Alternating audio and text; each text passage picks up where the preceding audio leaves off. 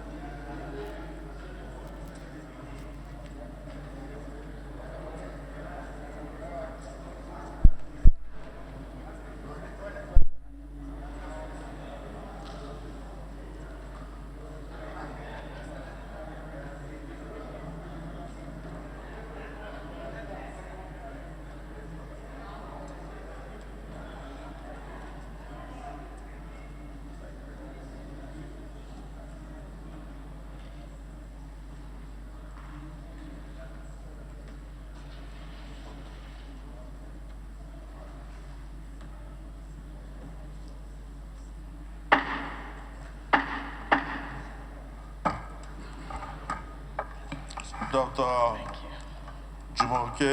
Oduwole, most of the senators have gone for oversight functions.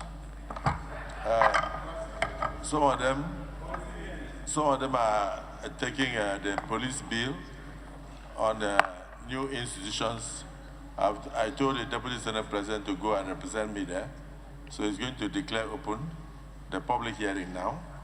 And some have gone to have meetings in the presidency, but many are watching you across the world. So you have to, don't look at the floor, look at Nigerians and give them your best in terms of what you want to bring to the table. The senators are still watching you also from even some of the committee rooms. So give us a brief resume of yourself and tell us what you want to bring to the table to prove industry, trade, and investment in Nigeria. And it's a major issue. If we can have more foreign direct investment, we can have more creation of jobs, we can have more industries, automatically we can also have more employment opportunities. We can stop even the current industries in Nigeria from immigrating to other countries. You understand? Today, Lever Brothers is gone. Leventis is gone. Many of the textile industries, over 75% of the textile industries in North are gone. And unfortunately now, even the oil industry, many of them are going to the Bahamas, Angola, and new Uganda and new locations and all that. So you have a lot of responsibilities to put the right policies in place and to be a great ambassador to attract foreign direct investment into the country, keep the existing industries while expanding investment opportunities in Nigeria. So you are welcome. Give us a brief resume of yourself and proceed to answer questions from the senior senators. The President of the Senate. My name is Abba Moro. Once more, let me remind all of us here that the nominee standing before all of us here is a great Akokite. And it's a great Akokite. A great Akokite. What does that mean? A product of the University of Lagos. Huh? A product of the University of Lagos. Akoka, Lagos. Okay. Akoka, Yaba, Lagos. Oh, okay. And that institution is actually the citadel of learning in Nigeria. Well, I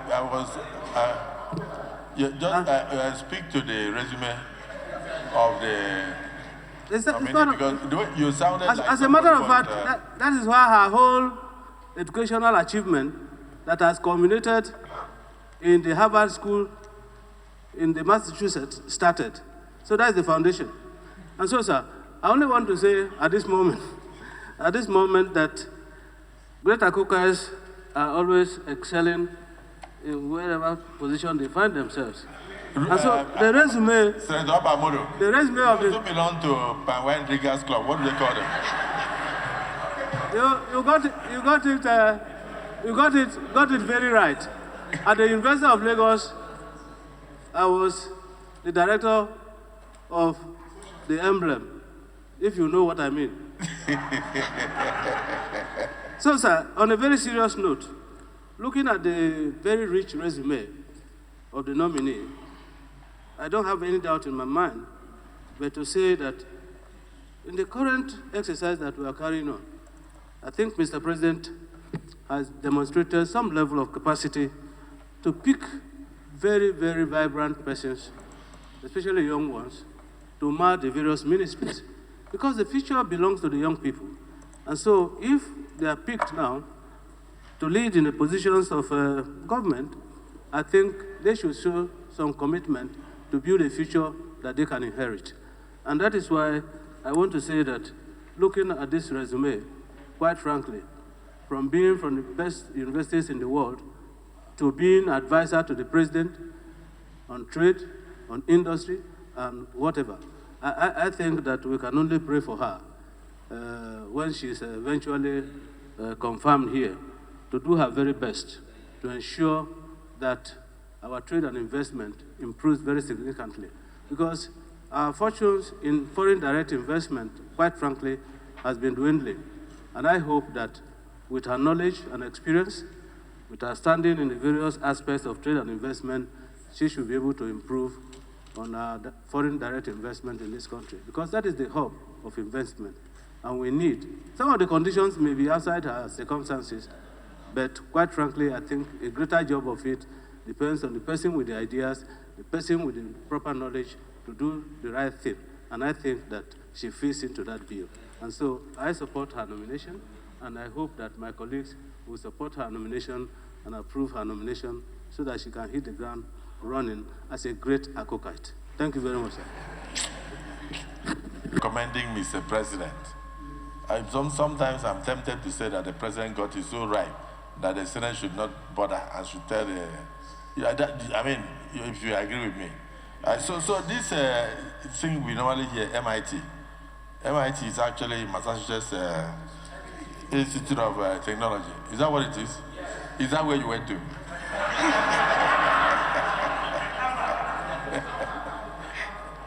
Every time you say Akokai, what is Akokai?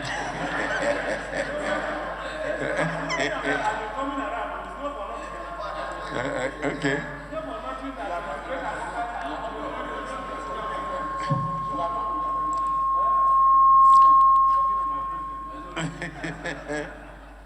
Thank you, Minority Leader. But please, let us try and ask the nominee question, because she came here brimming with ideas of what she will bring to the table. The front, let's start from, you want to speak? But you just came in. Okay, before or after the Majority Leader? Huh? You were not there. Were you there when she came in? No, you were not there. Okay, let us start with the Southwest, the leader of the Senate.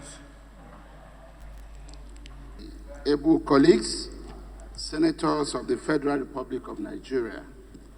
Mr. President, I want to join also in commending the President and Commander-in-Chief of the Armed Forces of the Federal Republic of Nigeria for understanding and responding to the mood of the nation.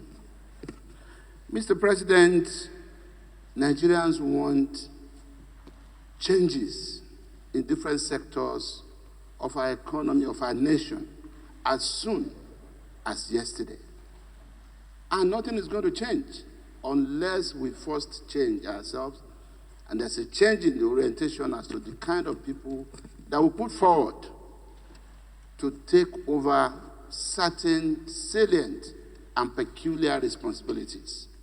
Mr. Speaker, the nominee standing before us is Mr. President. Well, please, Mr. President, I need your protection from the minority leader who is trying to distract me. Mr. President, standing before us is a nominee who is not just a brilliant and accomplished thinker, but an extremely decent person. She worked as a banker. One of the major responsibilities of this ministry to which is being posted is to also manage and oversight banks.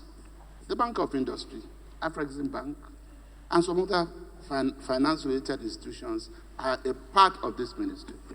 Mr. President, she has worked as a public servant, having the right exposure up till this moment, and is in a position to hit the ground running in this ministry.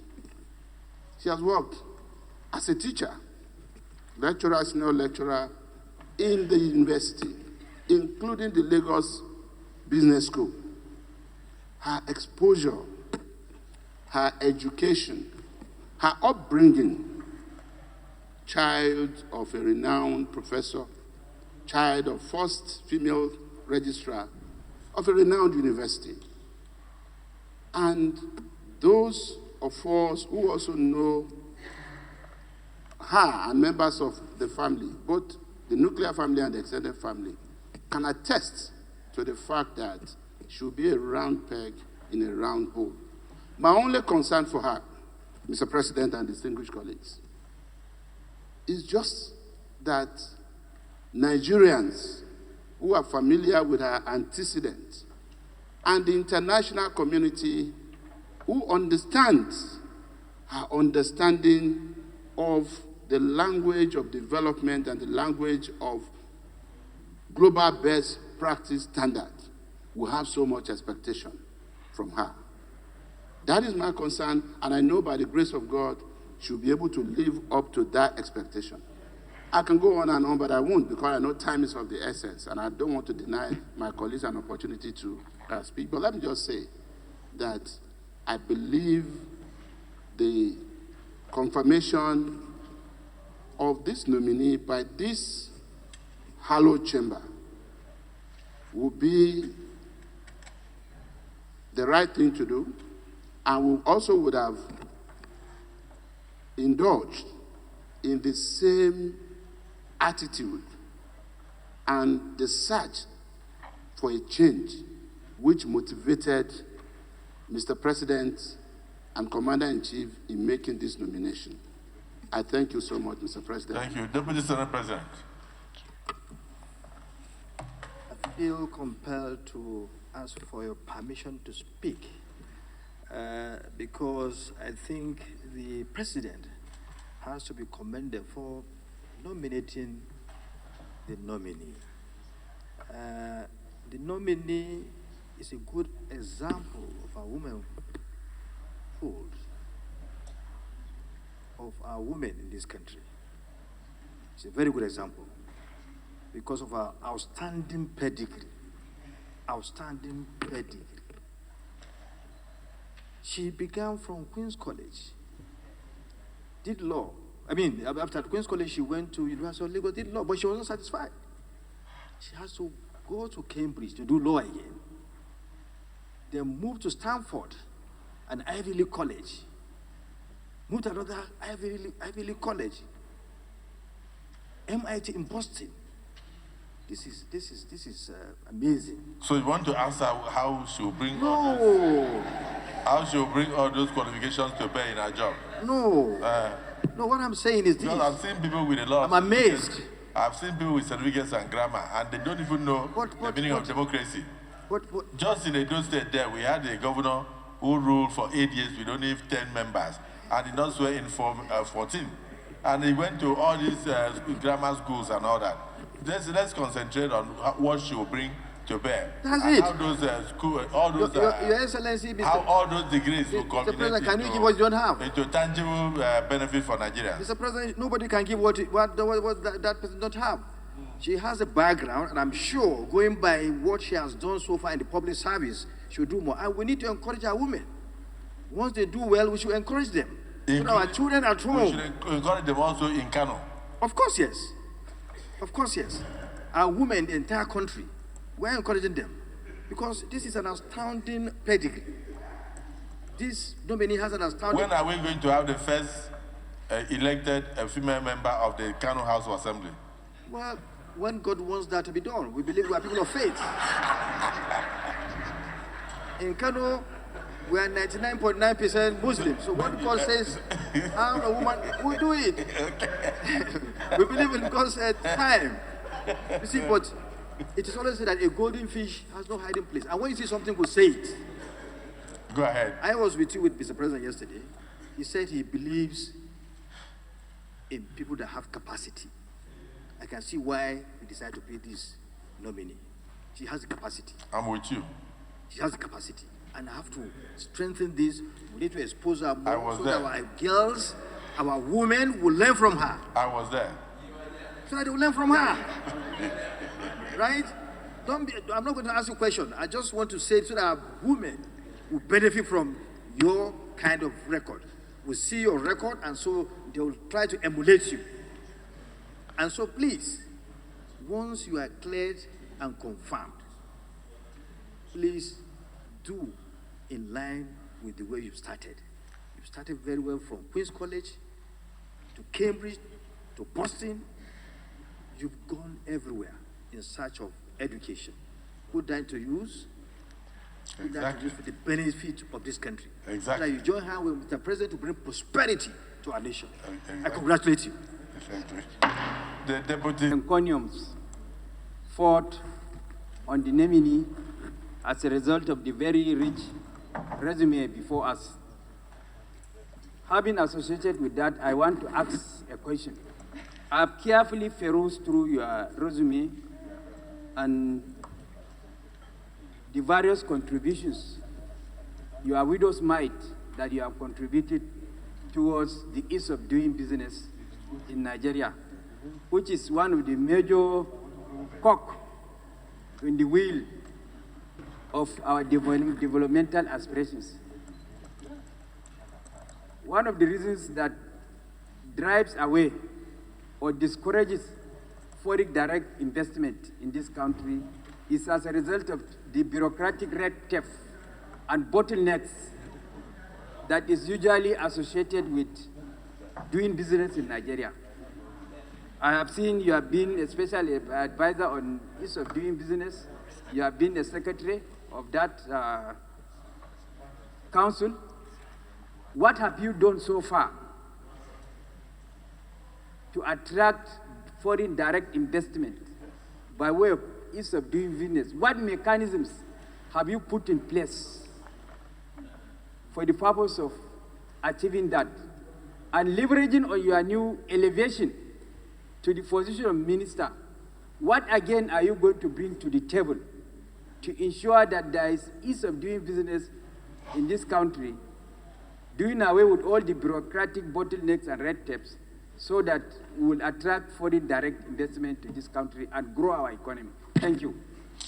May Allah bless. A fit and proper person to occupy the position of the Minister of the Federal Republic of Nigeria, notwithstanding the combined effects of Section 147, subsection 1, 2, and 5, Section 65, subsection 2A and B.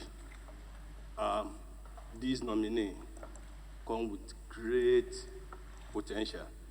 Those sections they are quoting, are they relevant to what we are doing? Yes, sir. Yeah? Yes, sir. Very, very. Read one of them. Read. Okay, sir.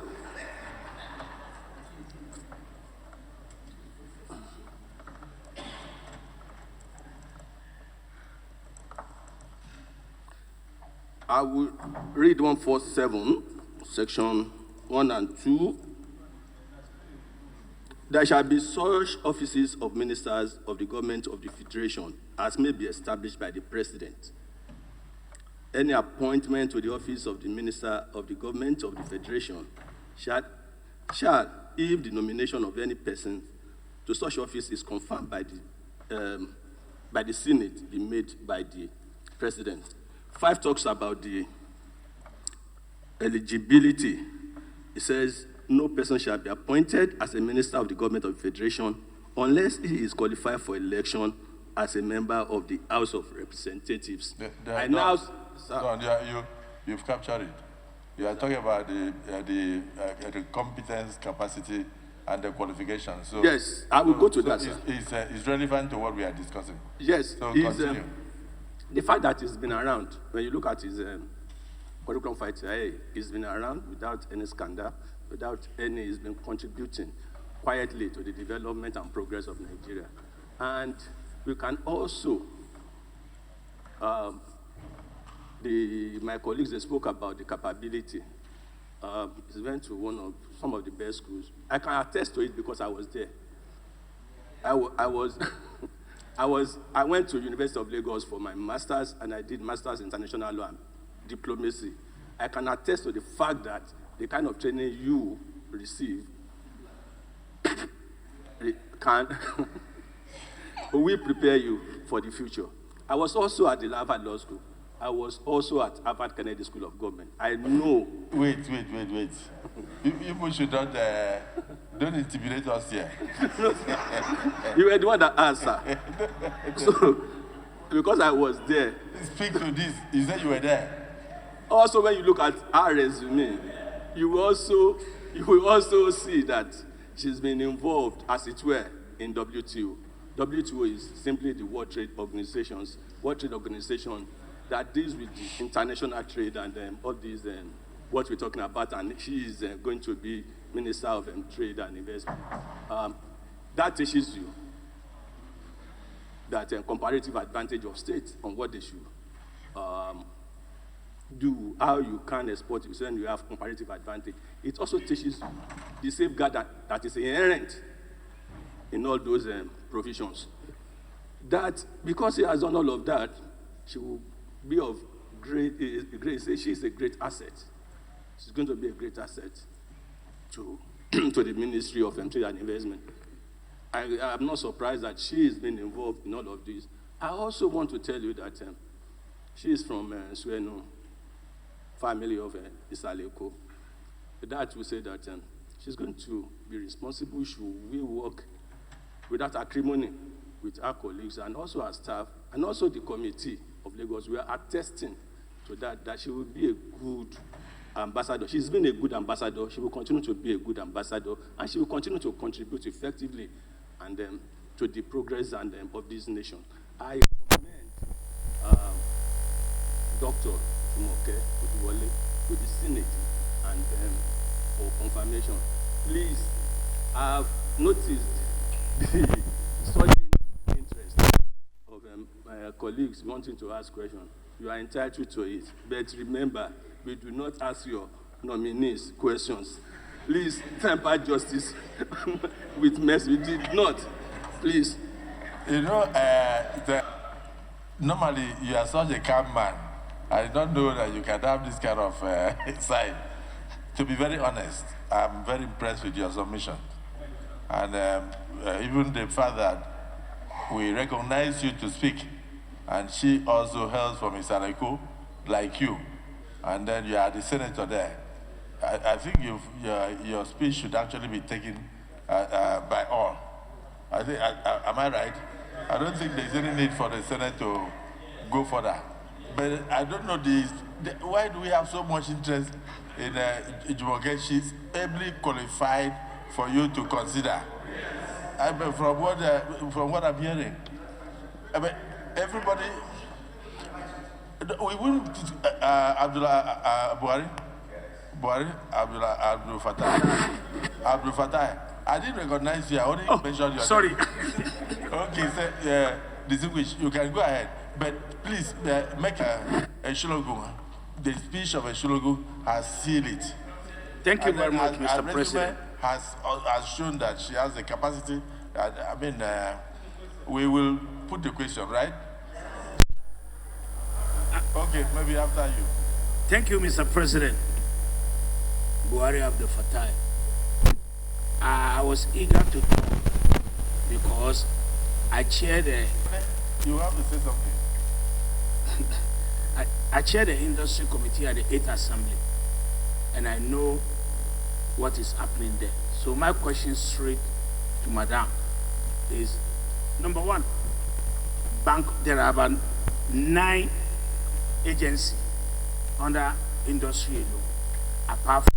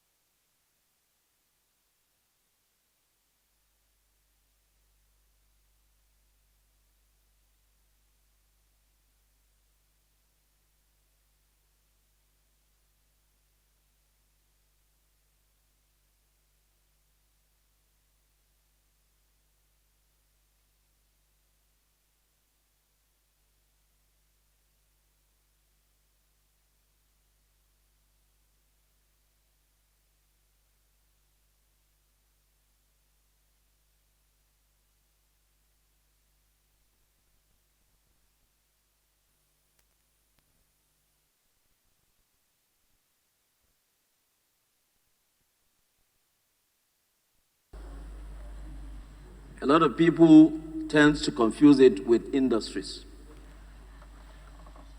But the framework for any industry to work must have a subtle and well-defined trade and investment policies for a country to be able to get it right. You were a special advisor, the ease of doing business. You have an interaction with WTO, and I'm sure you know quite a lot of things that have been happening within our own domain, especially when it comes to do with tax waivers, tax holidays, startups incentives that usually come from Ministry of Investment, Ministry of Trade, and a lot of abuses that have been going on. In the last 5 years, Nigeria have lost close to about 17 trillion in waivers, in holidays. The policies we have in the free zones, as Minister of Investment, Trade and Investment, you will need to look at them. They should not be different from what is being practiced in other advanced economies. I know with your qualification and exposure, you will turn around Ministry of Trade and Investment. You make sure that issues where waivers are just given for everything is looked into so that Nigeria can yield more. And even those companies that are running away out of Nigeria, there's a lot of capital repatriation that they are doing instead of direct foreign investment coming into this country. They are coming to take a lot out of this country. So I'm sure you will come with your experiences to make things better for this country.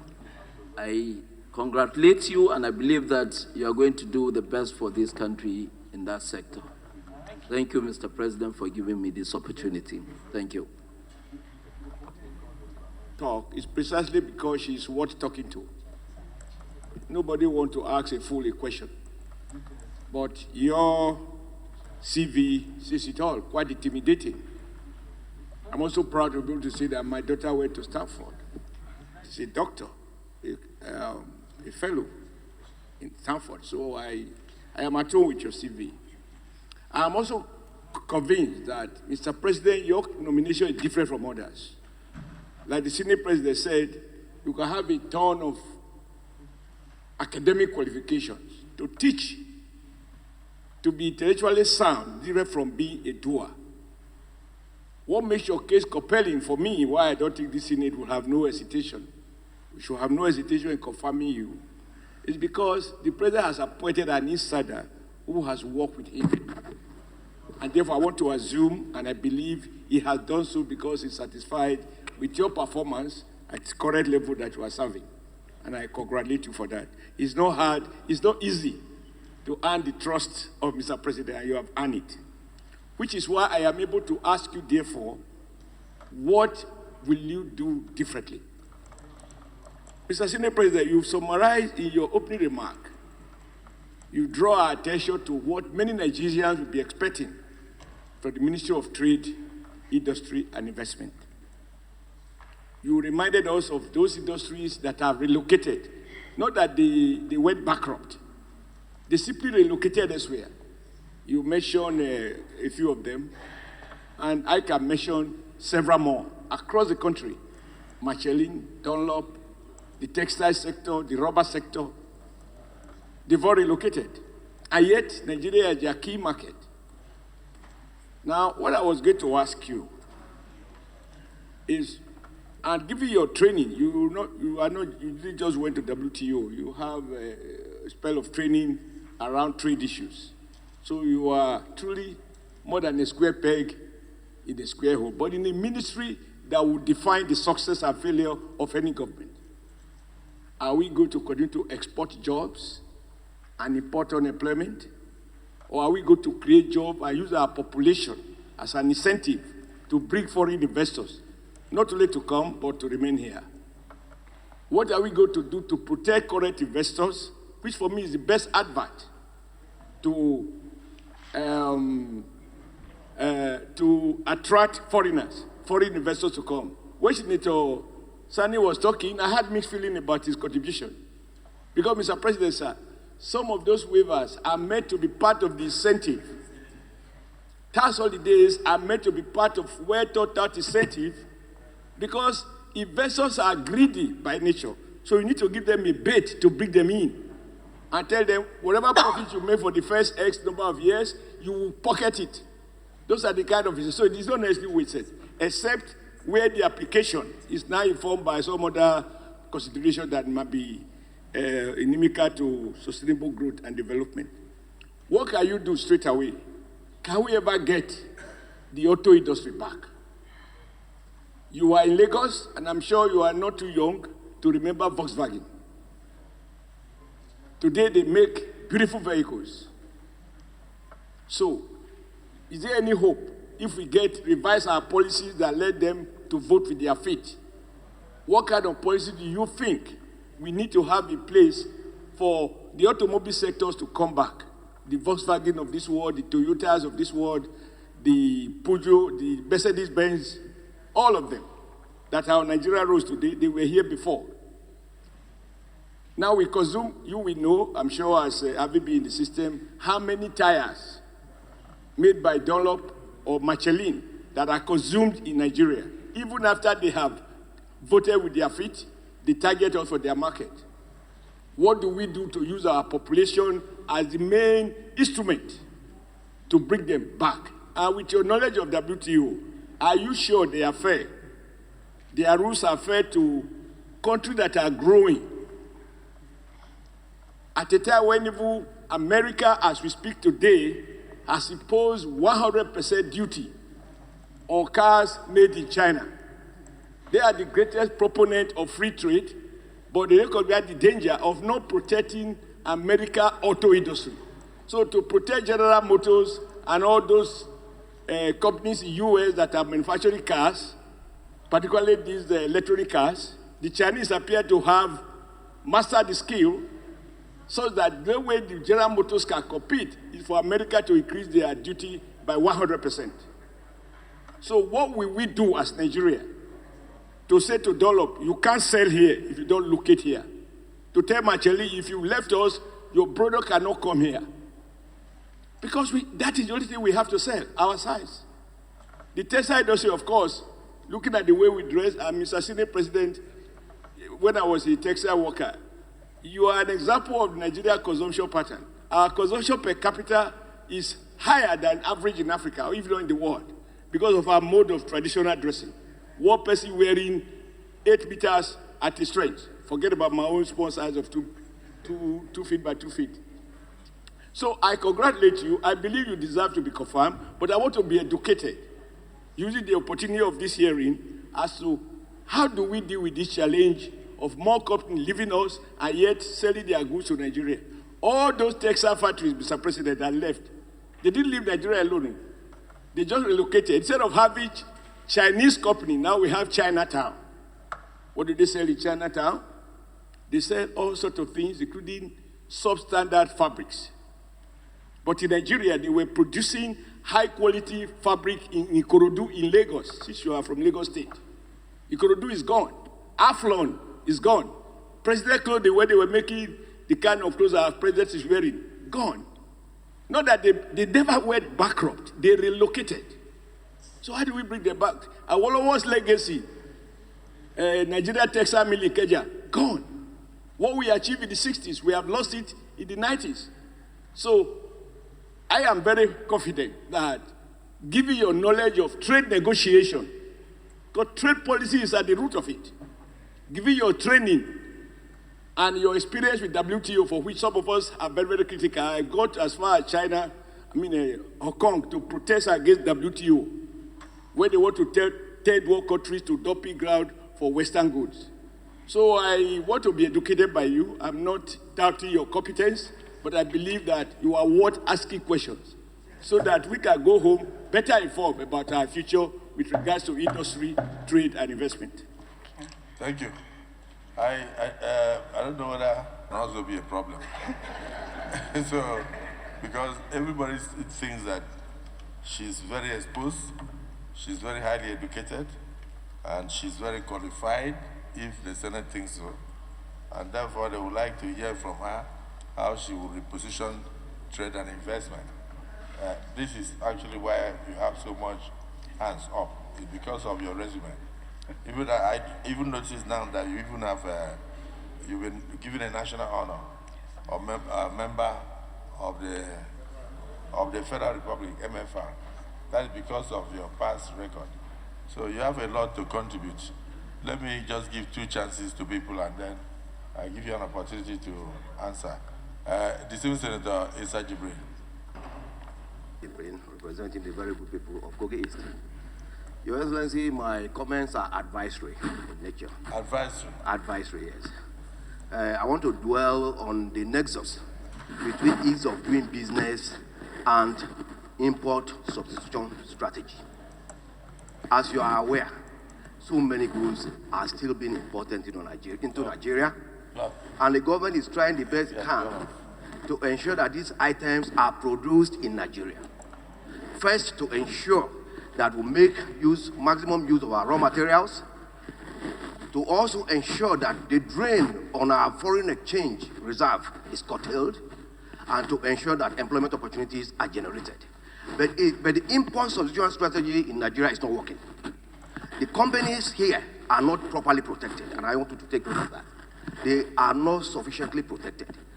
Your Excellency, there are situations where some of these items imported into Nigeria, okay, are cheaper than those that are cheaper.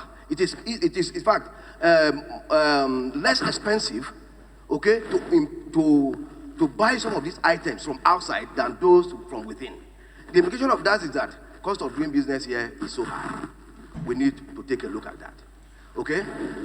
Your Excellency, I want to also suggest that there should be a relationship, and a very strong one at that, between this ministry and Raw Material Research Institute. There are so many additives, okay, that are imported into Nigeria today, especially in the pharmaceutical and chemical industries. Those additives can be produced in Nigeria. If you liaise with the Raw Material Research Institute, they will tell you they can be produced in Nigeria. We need to create an industrial hub, okay, where some of these companies, and they are not big companies, these are small to medium-sized companies. You keep these companies there, incubate them, give them all the necessary incentives. They will be able to produce some of these additives, and these additives are very important. Without them, production cannot go on. Without them, you cannot complete production, okay, process in Nigeria, especially in the pharmaceutical, like I said, and in the chemical industry.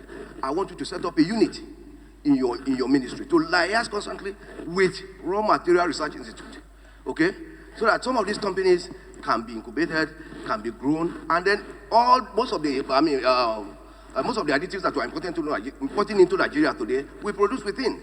We conserve as much as possible our foreign exchange reserves. So on the whole, I commend her, I congratulate her, but I want you to please take note of some of these areas that I've mentioned. I thank you. Yeah, so what it means is you may be among the first dialogue on trade and investment with a view to getting inputs from stakeholders and practitioners, you understand? It will help you to reposition your ministry and meet the aspirations of Mr. President and the renewed hope agenda of the President. A lot is expected from you. Why? Because of your resume. So, Ide Dafinone. Representing Delta Central. I want to say, Mr. President, that Dr. Oduwole's qualifications, experience, and ability is not in any doubt. The interest that we are all showing here today is, as you said, in the capacity that she has and what she has to offer Nigerians. I'm an exporter, and in my previous life, I represented exporters at the Manufacturers Association of Nigeria. And in that capacity, we have identified that Nigeria's need for foreign exchange can be served through growing non-oil exports. That growing of non-oil exports falls within the minister's portfolio. One of the biggest incentives for growing non-oil exports is the Export Expansion Grant. And this has been managed over the last 20 years in fits and starts. At the moment, it is in one of its fits. And it is shown by the numbers for the last 20 years that any time the Export Expansion Grant is being properly applied, exports, non-oil exports, grow in leaps and bounds through those periods. So the non-oil exporters have asked me to put to the nominee a question to ask her what she will do in terms of growing non-oil exports. Thank you very much. So, thank you very much indeed for these very pertinent and interesting questions.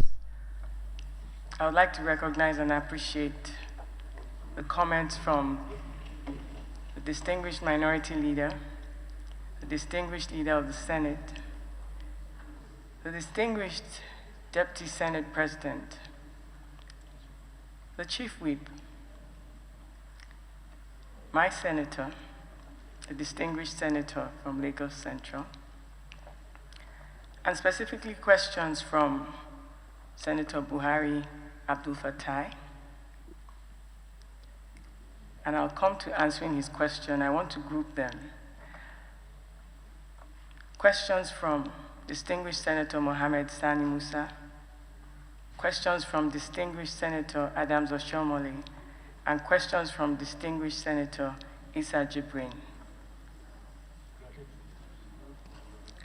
and questions from distinguished Senator Ide Dafinone. What I would do, with the kind permission of the President of the Senate, is to group the questions in a way that the answers would flow coherently and to touch on what has been asked of me today. I will first group economic focus on investment, productivity, and job creation. Since the commencement of President Bola Ahmed Tinubu GCFR's administration, key reforms in monetary and fiscal policy aimed at stabilizing the economy have started to deliver some results in terms of inflation gently starting to come down, and the tax reforms are also ongoing. Perhaps what we now need to deliver is the convergence of these two pillars of monetary and fiscal policy with trade, investment, and industrial policies to further drive growth. While acknowledging that in the last 5 years, FDI has declined by about 86%, and we've had about 20 multinational companies exit or scale down, the 3 priority areas that I would work on to align with the existing and ongoing policies, if confirmed by this hallowed chamber, would be investment retention and attraction, boosting exports and foreign exchange earnings, and creating productive jobs through vibrant domestic industry. Recent efforts by His Excellency, Mr. President, in his capacity as Chief Investment Officer of the Economy, has yielded some tangible results, and there's a key role of the Federal Ministry of Industry, Trade and Investment and NIPC, an agency under it, Nigerian Investment Promotion Commission, in seeing that investor confidence is fostered. In September 2023, Mr. President secured nearly $14 billion pledges from Indian investors for steel development, petrochemicals, power, and more. And a year later, on September 6, 2024, Jindal Steel Africa committed $3 billion to Nigeria's steel industry on the back of the ongoing economic reforms. So retaining domestic investment and deepening these reforms will help attract even more foreign direct investment. That was the first question, and that's really what we need to do, to stay the course and to deepen and quicken our reforms. Another example I'll touch on quickly is Outsource Global, a service company that is currently receiving technical assistance from colleagues in the Office of the Vice President. They have an initiative focused on exporting IT services and delivering, which are being delivered by young Nigerians living in Nigeria on a global scale. So they're earning foreign exchange while living at home. And I was asked the question about how do we create jobs and are we going to continue to import? We are exporters of services. One of the most important things that needs to be done is collaboration, coordination of ministries, departments, agencies, regulators, and infrastructure to jointly strive towards improving competitiveness in energy supply, to support our productivity and competitiveness of our businesses. I have a proven track record on being able to collaborate across all arms and levels of government. Indeed, with the 8th National Assembly, in attracting capital for and credit for small and medium-sized enterprises. The National Assembly passed the Collateral Bill, which is the secured credits and transactions, which enabled the central bank to have legal instrument to have a collateral registry nationwide that enables banks and microcredit institutions to lend to more small businesses.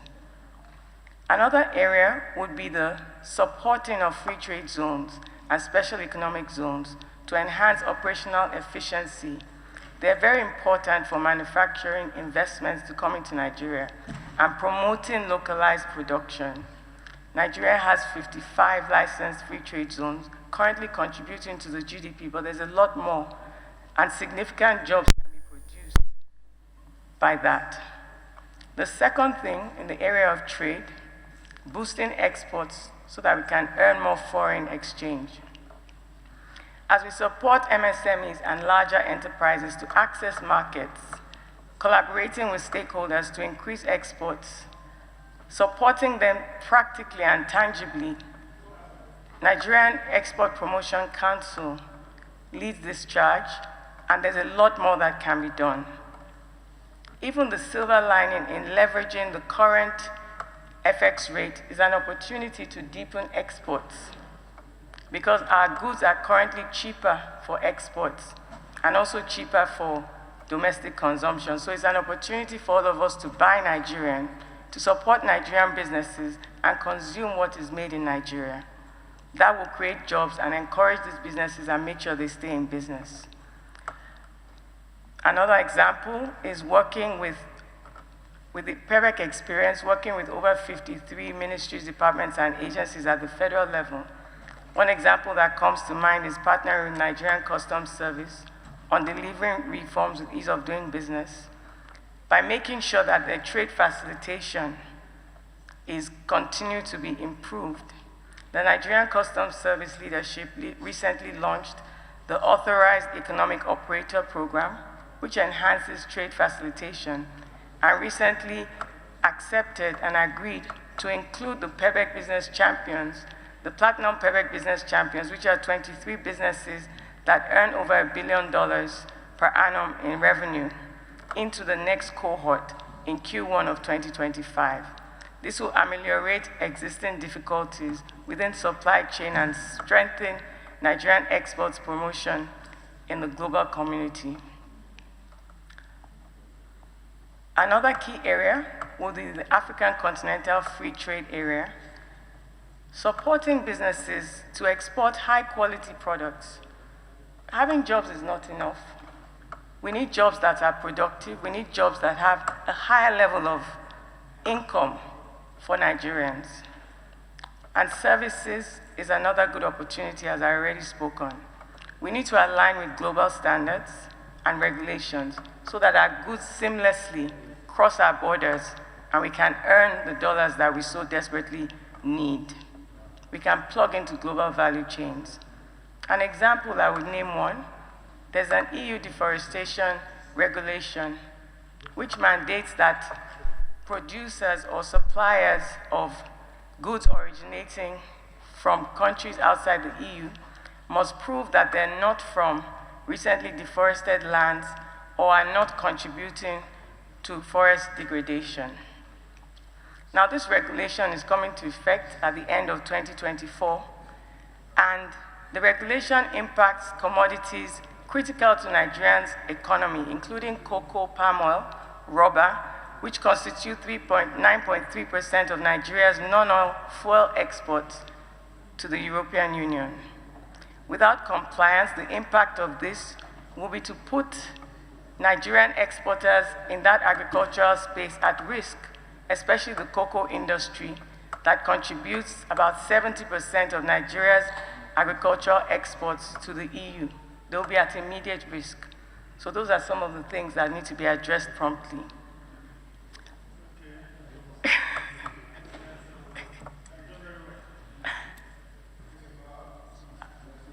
I can.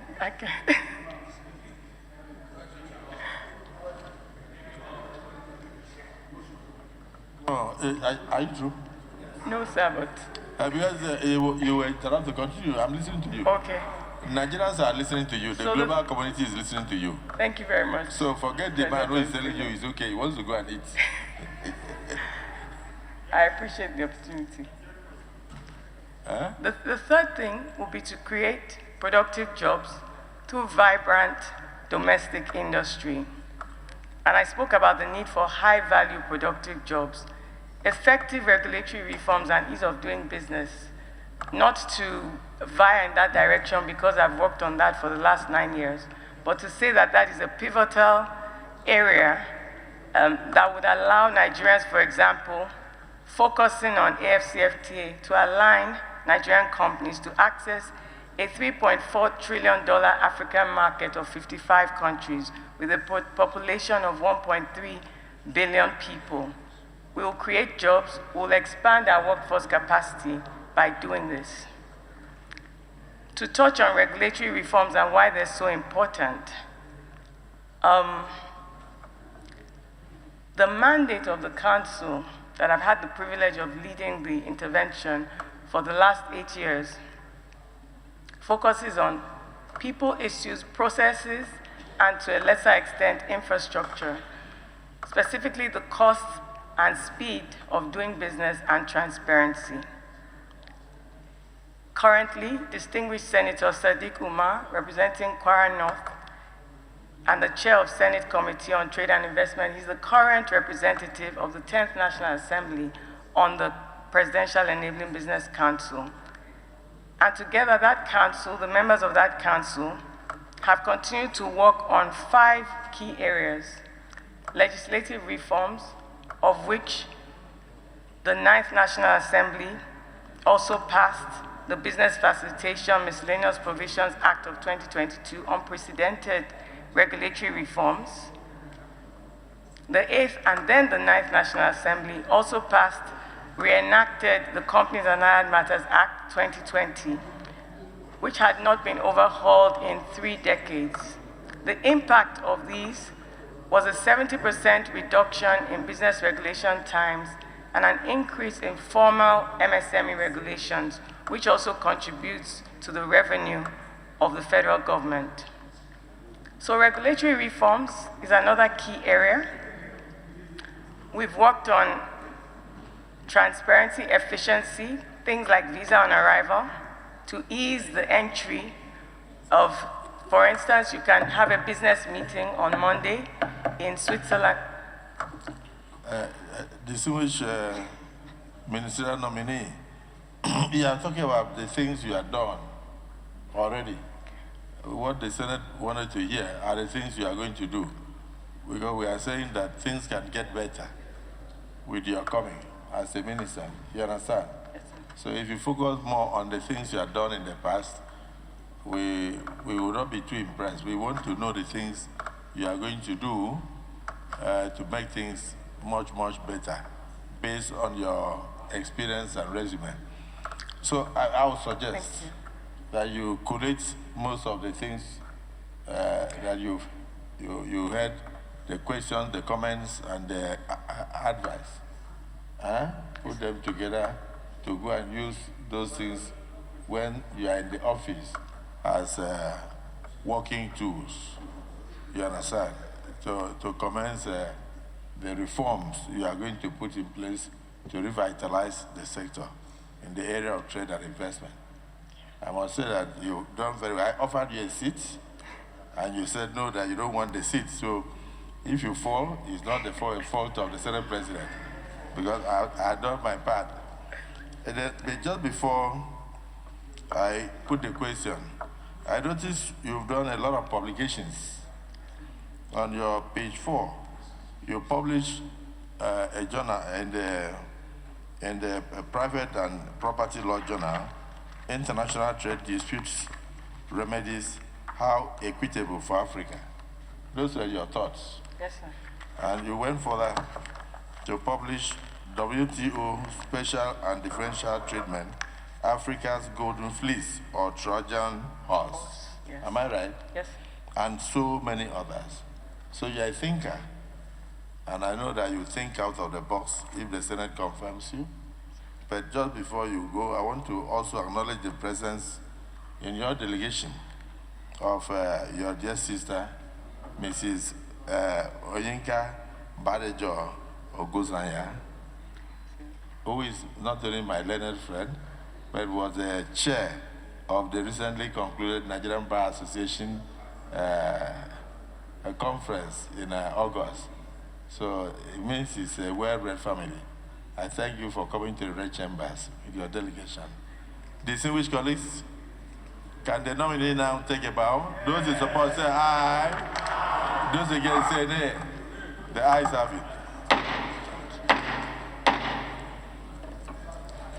Audio Jungle.